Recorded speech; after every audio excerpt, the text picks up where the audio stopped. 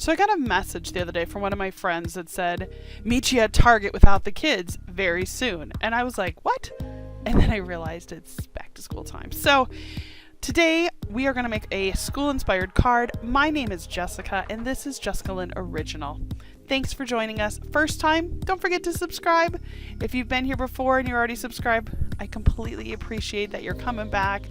Let's go ahead and make a card. Now, I wanted to try something different than I've done in a while. It wasn't a live stream, but it was a one-shot, and the camera that I have only has a 10-minute time limit for one particular video at an instant. So I went ahead and recorded it as just one take all the way through.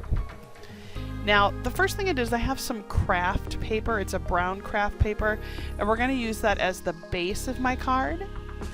Then what I did is I had some scraps. I have just a box of scrap paper, and it was black. And what I did was I cut it to be 4 inches wide because we're going to be building the card not vertical but horizontal.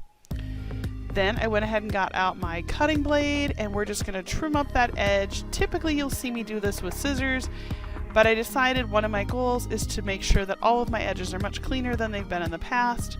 So I went ahead and pulled out the blade. And you can see I left room on either side with the craft paper exposed because I really want to show the craft paper.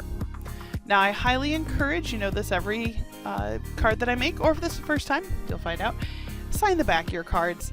I think it's so fun to give them as gifts, and people later in life, you know, find it in a random box and go, oh, hey, you know, my mom or my friend made this.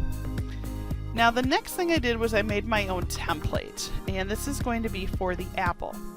Now you might say, how do I make an apple template? All I did was I drew one half of the apple, folded it in half, and then cut it, and it was symmetrical. Now if you're going to do stuff like this, you know, no different than a die cut, but make sure you label it template so you don't think it's just a piece of scrap and you use it in another craft that you make. So you can say I labeled it template and a happy face. So I'm going to go ahead and cut this out. And again, this is no die cuts. This is just let's see what we can do if we just draw shapes and cut them out and see what kind of card we can make. So I thought it'd be kind of fun and a little different. You know, we all get so stuck on die cuts or having to use like a brother scan and cut. But to be very honest, sometimes imperfections can be perfection. So I really wanted to do something that was just, let's paper piece by hand and see what we come up with.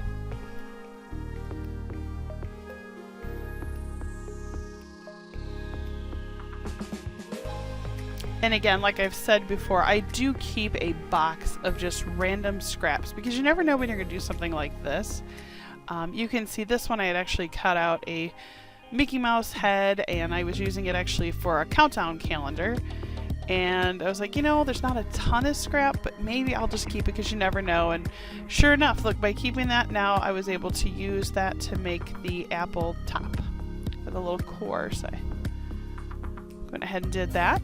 And then the next piece of paper that I have, let me just grab that really quick. So there we go. You can see now when I'm doing this, I went to college actually for costume design. So whenever I think of things, I always think of it how you sew, right? So when you're sewing, you always cut the pattern on the back side, and you put your seam allowance on the back side, and you can even take like a pencil and draw your seam allowance lines if that helps you. And then just make sure you match the seam allowance, you know, back wrong side to wrong, you know, so that you've got the good side on the inside, and you'll have perfectly sewn items every time. So it's kind of the same way that I think about pattern piecing with paper. Is just make sure you do everything, you know, draw it out, and then you can see it's okay to have lines on the back side. You're never going to see it, I promise you. So you can see I'm just going to go ahead and glue these little pieces down, and you can see there's that wrong side, and that's where I'm going to put the glue, and we're going to flip it over. Put a little glue on there, try not to get it on my little table. There we go. And then the leaf. And then what I thought would be a lot of fun, I went looking on Pinterest to try and find some ideas on how to put a sentiment on this. And I found a card where the person had taken, no apple was on there, but it was the black. And what they did was they took one of those white oh, what are they called? The SIGH Uniball, like the white pens. It's almost like drawing with whiteout, I guess is the best way I can describe it. And they put on the card like a chalk like line system. So if you remember, like when you're learning how to write for the first time, you put that little line, solid line with like the dotted line. And I thought, okay, that's what I'm gonna do on the black part of the paper, just like the card I found on Pinterest. But I decided I was having some trouble with my Uniball. For some reason, it was getting kind of goopy up at the top, so I just did some tests with it. But I thought, you know what, I'm gonna freehand just some words like back to school. Now when I did it, you can see I just used my ruler. It really helped me keep the line straight. And I did measure so they were all the same size as well. And then I like it. I thought I felt like I had drawn it on with chalk. Not that anybody uses chalk anymore, but it's sort of that traditional school thing. You know, I mean, everybody uses, you know, the smart boards, or they use the dry erase boards. There's not a whole lot of chalk. I mean, maybe there is. I don't know. But once I went ahead and finished all the letters, I just went back over them because I really wanted them to stand out and be nice and bold. And you can see, look at how nice they look. I think this is so great. I'm so happy with how this turned out. And then I think what I'll do is once I'm done with that, I'll go in and draw the lines like someone's learning how to write their letters for the first time or something like that. Now I think I'll do that at the end.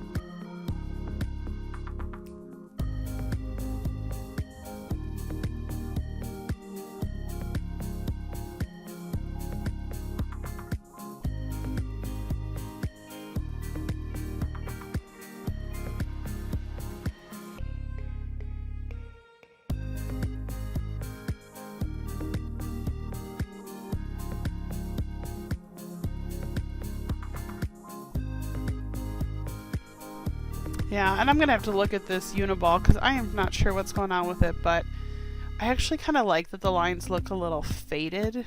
Like, that is kind of fun to me. And I tried to make all the lines symmetrical.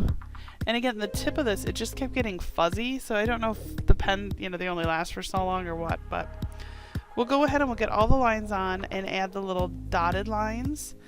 And then I think this card will be good to go.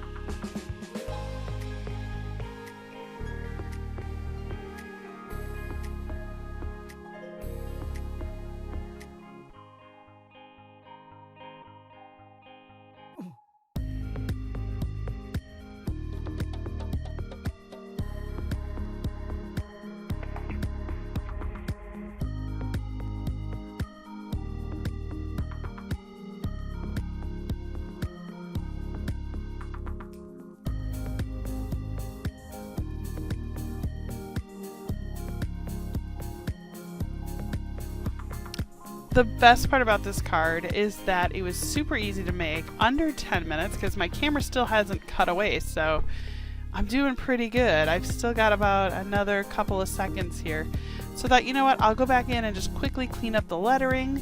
It was a kind of fun challenge. If you've never tried it, try to record a card start to finish in your 10-second time limit and see what you can do. It's kind of challenging. But it was fun because I had to quickly think on the fly, you know, to find my paper and my pieces to make sure I had everything. And I think I've got to stop. Yeah, just walk away, because otherwise you're going to over embellish. Well, I am really proud of this card. I think it's a fun, easy, quick card that you could make for a new teacher, you know, with a nice little note in there just thanking them. It could be for your child, say, way to go, back to school, guys.